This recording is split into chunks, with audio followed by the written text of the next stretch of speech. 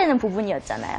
자, as can be, is there room on the broom for a like me? 이렇게 해가지고 붙여볼 수 있도록.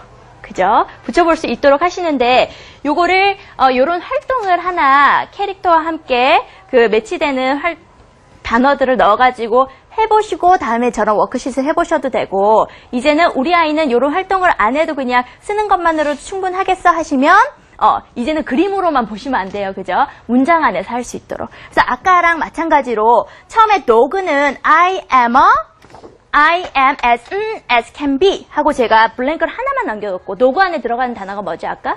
smart라는 key는 들어갔잖아요. 근데 두 번째는 I am as I bird인데 제가 블랭크를 점점점 늘리고 있어요. 그리고 맨 나중에는 how can you describe yourself? 너 스스로를 어떻게 묘사할 수 있겠니? 하고 풀 센터스 그냥 블랭크를 뒀거든요. 이렇게 하는 이유는 I am as I can be 하는 이 폼이 스트럭처가 아이들한테 쉽지 않아요. 그래서 계속 블랭크를 하나 채워보고 3개 채워보고 4개 채워보고 점점 늘려가면서 이 스트럭처를 익히라고 이렇게 이제 한번 해보는 거죠. 그래서 이런 활동도 해보실 수 있고요. 그리고 다음 활동 한번 보실게요. 그리고 지금 우측에 보이시는 워크शी트 같은 경우는 아까 우리 이 스토리에서 그 다음 장면 What will happen next? 어떤 일이 일어날까 prediction 해보는 그 작업을 예전에는 그림으로만 표현해봤다면 이제는 그림과 함께 문장으로도 표현해보는 거.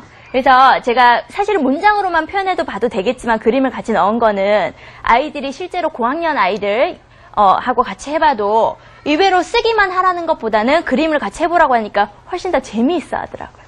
그죠? 그렇게 해가지고 해보시고 만약에 그 가족들이 한 번씩 모여가지고 뭐 발표하고 하는 게 있으면 이 아이가 이런 자기의 이런 생각들을 실제로 엄마 아빠 앞에서 표현해볼 수 있도록 show and tell 해보실 수도 있어요. 그러면 스피킹까지도 한 번 더 연습이 되겠죠. 그래서 어떤 일이 벌어질지를 guess 해보고 옆에는 the real story is like this. 실제는 나는 이렇게 predict를 guess를 했는데 실제 스토리는 이렇더라라는 거를 아이가 다시 한 번 더 정리. 근데 실제 스토리 이렇더라를 사실은 책에 있는 한 문장을 딱 보고 뺏기는 게 아니라 서머리를 해야 되는 거죠. 그죠? 그러니까 이거는 굉장히 또 중요한 스트래터지지만 또 쉽지 않은 스트래터지고 하지만 연습을 해야 되는 그런 스트래터지예요. 그래서 엄마가 좀 도와주셔서 그런 거를 또 서머리도 해보고. 그죠? 자, 이렇게 이제 해보실 수가 있어요. 자, 어떠셨어요, 어머니? 이제 아이가 리딩이 되고, 그 다음에 한숨이 나오세요. 이제는 왜냐하면 한숨을 쉬신 이유가, 이거 해야 되는 거 이 방향은 알겠는데, 이제는 내가 해줄 수 있는 부분이 점점 줄어들고 있구나. 그죠? 근데 요즘은 실제로 그래요. 그래서 제가 뒷부분에 어떤 거를 지금 같이 따라서 말씀을 드릴 거냐면, 어머니들이 사실은 내가 영어 선생님이 아닌 이상 아이의 능력이 점점 높아졌을 때 그걸 끝까지 내가 엄마표로 끌고 가기가 쉽지 않잖아요. 어느 순간에는 이제 내 손에서 해줄 수 있는 거는 아이한테 책을 골라주고 환경을 조성해주는 거. 그죠? 그 정도고 이제 다른 전문가의 도움 받아야 되겠구나. 이런 이제 시기가 이제 오시게 되는데 그때도 어떤 부분을 중점적으로 보셔야 될지를 제가 말씀을 드릴 거예요. 그래서 아이들이 좀 전에 이제까지 보여드렸던 내용의 주는 스스로 읽을 레벨이 되고 그 다음에 이런 스토리 경험이 많을 때는 이제는 읽기 속에서 그 후에 하는 작업들이 라이팅 그 다음에 보다 조금 더 정교한 리딩의 스트래터지를 익힐 수 있도록 하는 그런 작업이 통합적으로 들어가줘야 된다는 거고 그렇기 때문에 스토리를 선정해 주실 때도 장르를 맞춰서 선정해 주시는 게 가장 중요해요. 초반에는 흥미 위주로 선정을 해 주시지만 어느 정도 익숙해지시면 장르, 이게 무슨 말이냐면 우리 크게 장르를 2개로 나눠보면 픽션이 있고 non-fiction이 있잖아요. 좀 전에 읽었던 우리 Room on the Broom 같은 경우는 뭐죠? 픽션, 만들어진 스토리. 픽션 안에도 또 좀 세분화해서 들어가면 realistic fiction. 실제 스토리는 아니지만 지어낸 얘기지만 마치 우리 드라마처럼 일어날 법한 이야기. 또 있지만 Room on the Broom 같은 경우는 실제 일어날 수 있나요? No, 이거는 판타지예요. 그죠? 픽션. 근데 우리 보통 스토리를 한다 그러면 픽션을 많이들 생각을 하시잖아요. 영어 동화를 활용한다고 하면. 근데 이게 픽션으로 처음에는 흥미를 가지고 많이 읽지만 어느 순간이 되면 non-fiction 또 같이 밸런스를 맞춰주셔야 돼요. non-fiction이라면 어떤 게 들어갈까요? 과학적인 이야기들, 과학적인 팩트를, 사실을 다루고 있는 것들, social study, 사회적인 이슈나 이런 거에 관한 이야기들, 이런 것들 같이 해주셔야 돼요. 왜냐하면 이게 아이들이 그냥 영어를 재밌게 하고 그냥 생활에서 얘기하고 이게 아니라 다양한 텍스트를 봤을 때 컴프레hen션 하면서 읽을 수 있고 거기에 대한 자기 어피니언을 얘기하도록, 의견을 얘기하도록 질문을 받고 이렇게 되기 때문에 그러려면 다양한 배경 지식이 골고루 있어야 되겠죠.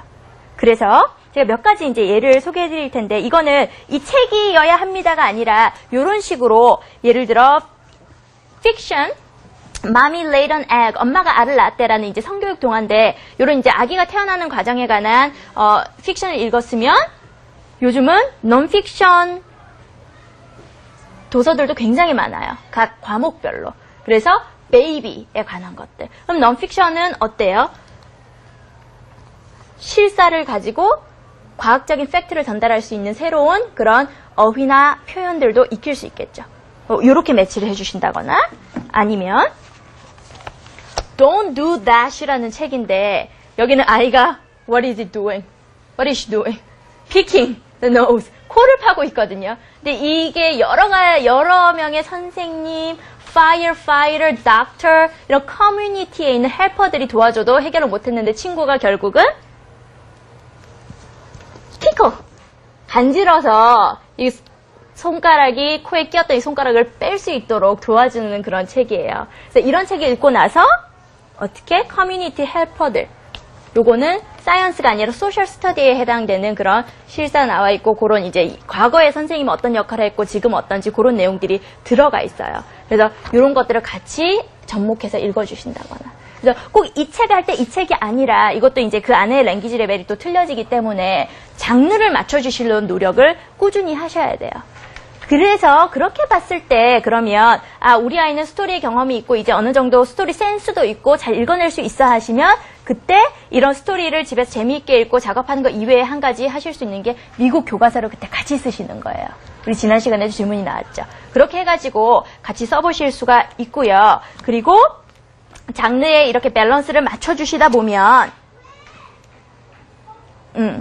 그걸로 또 끝이 나는 게 아니에요.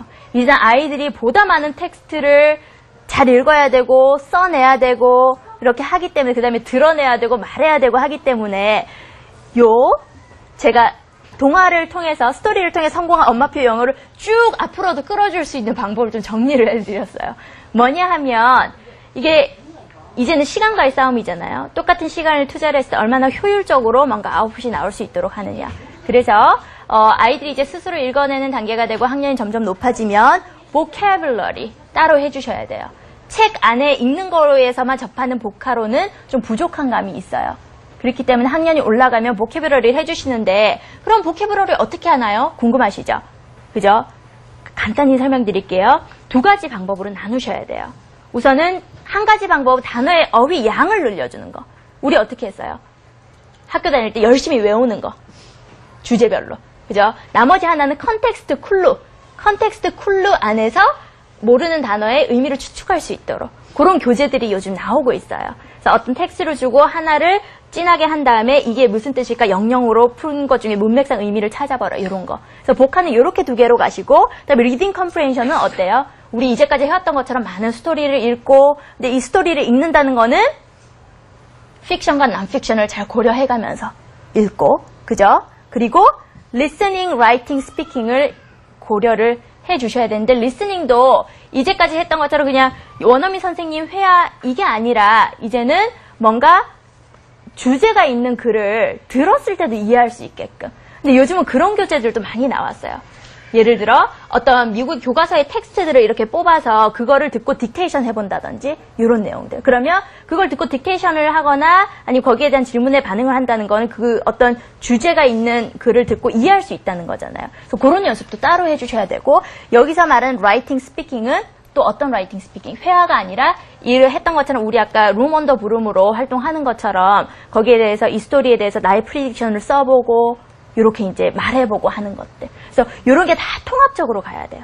근데 사실 이 정도 레벨이 되면 엄마가 그거를 다 봐주기가 쉽지 않잖아요. 그죠? 그리고 그거를 바라는 건 무리예요. 왜냐하면 전문가들도 사실 이런 맥을 못 잡는 경우가 많으니까. 그럴 때는 어머니가 이런 것들을 이렇게 해주세요. 내지는 이 비슷한 커리큘럼을 가지고 있는 어떤 기관이나 선생님을 이제 만나야 되는 시기가 온 거죠. 근데 토스트 하더라도 이제 알아서 해주세요가 아니라 요거를 알고 해주세요 하면 이제까지 잘해왔던 것이 쭉 연결이 될 수 있겠죠.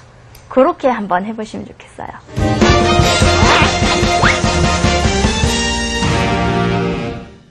자, 그러면 질문 간단하게 한번 받아볼게요. 혹시 질문 있으신가요? 저기 스토리 책을 읽으면서 우리가 굉장히 많은 전략이라든가 어떤 지식 같은 것도 라임 같은 것들을 그대로 통째로 이렇게 알아들을 수 있었던 것 같아요. 근데 네. 이런 책만큼은 스토리라고 해서 모든 책을 다 받아들여야 되는 건지 아니면 물밀듯이 쏟아지는 스토리 중에서도 그렇지만 이런 책 같은 거는 좀 바람직하지 않은 아이들의 스토리지만 조금 고를 수 있는 선별의 눈이 좀 있었으면 좋겠어요. 네.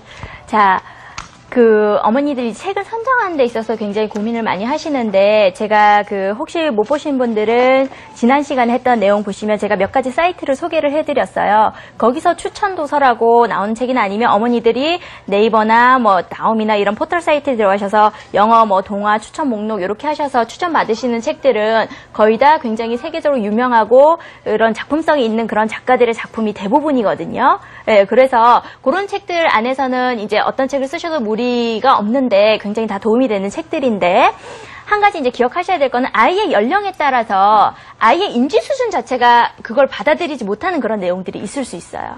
예를 들어 제가 마침 이 책이 있어서 보여드리는데 Not Now Bernard라는 책이거든요. 근데 이 책은 뭐냐면 간단히 스토리 얘기해드리면 이 버나드라는 아이가 엄마와 아빠의 관심을 전혀 받지를 못해요. 뭔가 얘기를 하려고 하면 Not Now Bernard, 지금 안 돼 버나드라고 맨날 얘기를 하는데 이 몬스터가 얘를 나중에 먹어버려요. 보통 우리가 생각한 먹은 다음에 뭔가 토해내서 버나드가 다시 나와야 맞는데 먹어서 몬스터가 버나드 대신 버나드 방에 있는 걸로 끝이 나요, 스토리가. 그러면 이런 책 같은 경우는 이 작품도 굉장히 훌륭한 작품인데 5살, 6살 아이들한테 이 작품을 읽어주면 굉장히 정신적인 충격이 크겠죠. 왜냐하면 엄마 아빠한테 관심 못 받는 버나드가 몬스터한테 먹혀버리고 끝이 나니까.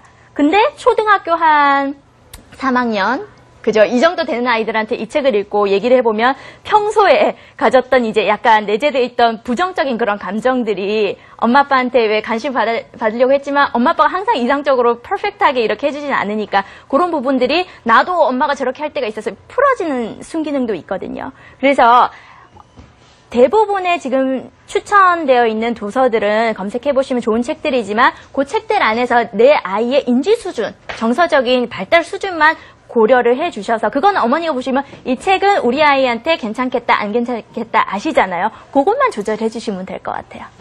어느 정도 해결이 되셨나요?